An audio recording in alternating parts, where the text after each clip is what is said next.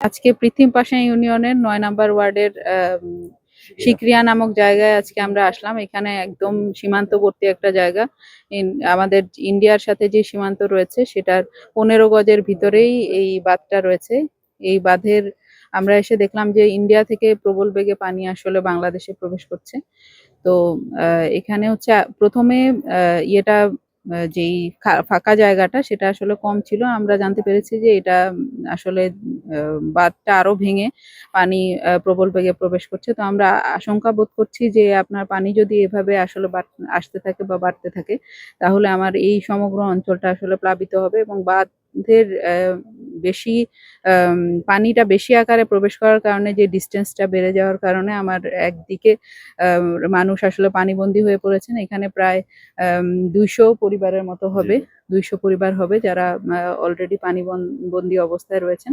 তো তাদের যাতায়াতের জন্য আমরা গণকিয়া স্কুলের ওখান দিয়ে আমরা একটা কালভার্টের কিছু মেরামত কাজ করে দিব, যাতে উনারা একেবারে পানিবন্দী না হয়ে অন্য দিক দিয়ে যাতায়াত করতে পারে এবং উপজেলার সাথে যোগাযোগ রক্ষা করতে পারে। আর পানি যদি দীর্ঘ সময় বাড়তে থাকে, এই পরিস্থিতি যদি কন্টিনিউ করে, তাহলে আমরা আমাদের যে দুর্যোগ ব্যবস্থাপনা কমিটি রয়েছে উপজেলার, সেটার মাধ্যমে আমরা ত্রাণ কার্যক্রম এবং যদি কেউ এরকম থাকে যে পানিবন্দী হওয়ার কারণে সে একেবারেই তার বাসাবাড়ি প্লাবিত হয়ে গেছে, সেক্ষেত্রে আমাদের ফ্লাড সেন্টার যেগুলো রয়েছে ৩২ টি আমাদের বন্যার আশ্রয়কেন্দ্র রয়েছে, সেগুলো আমাদের ইতোমধ্যেই প্রস্তুত করা হয়েছে। তো যেকোনো দুর্যোগে আমরা সাড়া দেওয়ার জন্য আসলে প্রস্তুত আছি।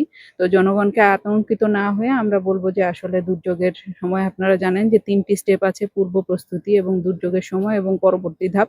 তো যদি দুর্যোগ আসে, সেক্ষেত্রে আমি আপনাদের মাধ্যমে মানুষকে অনুরোধ করতে চাই যে দুর্যোগের পূর্ব প্রস্তুতি হিসেবে তারা যেন প্রিপেয়ার্ড থাকেন। আর যদি আমরা সেরকমভাবে এফেক্টেড না হই, তাহলে তো আলহামদুলিল্লাহ আমরা ওভারকাম করতে পারবো। ধন্যবাদ। বিটুইন থেকে যে বেড়িবাঁধটা বিএসএফ এর বাধার কারণে হচ্ছে না, এই বিষয় নিয়ে আপনার প্রশাসনিকভাবে কি পদক্ষেপ নেবেন? এই বিষয়ে আমরা অলরেডি পানি উন্নয়ন বোর্ডের সাথে কথা বলেছি। এটা আসলে আপনারা জানেন যে সীমান্ত থেকে ১৫০ গজ দূরত্বের ভেতরে আসলে কোনো ধরনের কার্যক্রম করা যায় না। তো এটা যেহেতু সীমান্ত থেকে মাত্র ১৫ গজ, তো এটার কাজ অলরেডি ২০২৪ সালে এবং এর পরবর্তী সময়েও কিন্তু কাজ করার উদ্যোগ নেওয়া হয়েছিল, যেটি পানি উন্নয়ন বোর্ডের কাছ থেকে জেনেছি।